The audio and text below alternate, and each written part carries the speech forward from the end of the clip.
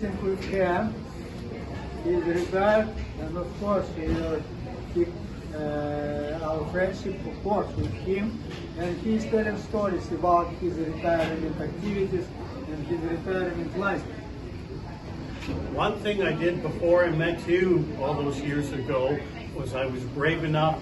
I went to a comedy club and did amateur hour and did a little 5-minute stand-up routine there. And it's been many, many years since I did it. I guess it didn't go real well, but thinking maybe I'll try something like that again sometime in the future. Sure, why not? So it's kind of hard to believe the guy that took afternoon shifts so he didn't have to see and talk to people would try something like that. And also I'm in an organization called 100 Men Who Care, and they have meetings to have maximum good with minimum time. So they meet 4 times a year for 1 hour, and it's like a Shark Tank. They have 3 people stand up and do a 5-minute presentation for a charity, and then people vote on the charity, and the winning charity people write a check to, so it raises money for the charity. So I'm looking forward to doing that, hopefully doing it June 21st if I get the approval for that. Yes, I already marked my calendar. Good stuff, so hopefully we can get you the video of that, and yeah. you'll see me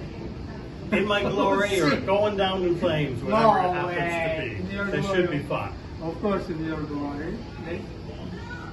And other than that, I've continued with my swimming and getting to be rollerblading season. It's kind of cold today, but next week will be good again. And everything is good. It's relaxed. It takes a long time to do things because you just putter around. And all is well.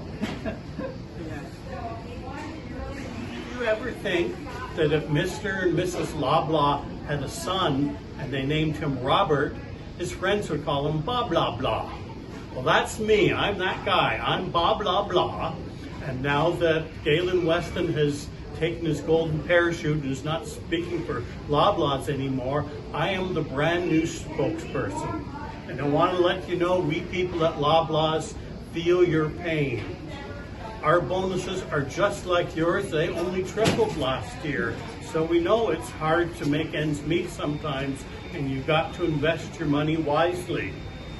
What people used to do in the old days was they would invest in the stock market. But that's not the best way anymore. If you had a mutual fund, you know I'm not kidding you about that. The best way to invest these days is in the soup stock market. I have in front of you a can of Campbell's Chunky Soup. Back in September, that's when prices are lowest on soup. So that's when you should be buying your soup. Back in September, you could get 4 cans of these for $8.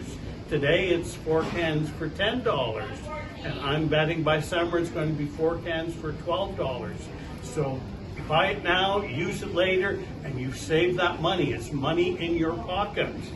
And this is just a sort of mediocre example. This was so high to start with, nobody could afford it, so it hasn't had really super gains.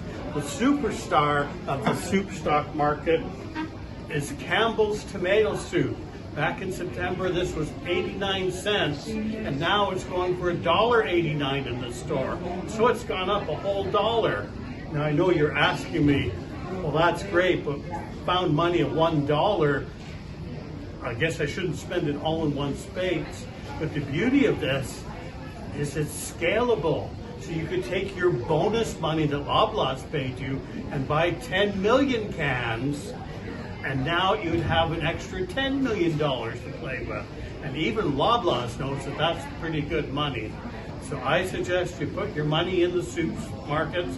There's all different ways of investing. Here's a can of bean and bacon. For some reason, it's a lot more expensive than tomato, and always has been, but you get entertainment value with this too. You eat your can of soup and sit yourself in the bathtub, and you get a bubble bath just like you're at a fancy day spa. So there's all sorts of ways to look at your investment in soup, but I'm encouraging everyone to listen to Bob Blah Blah and go into Loblaws and buy lots and lots of soup. Please.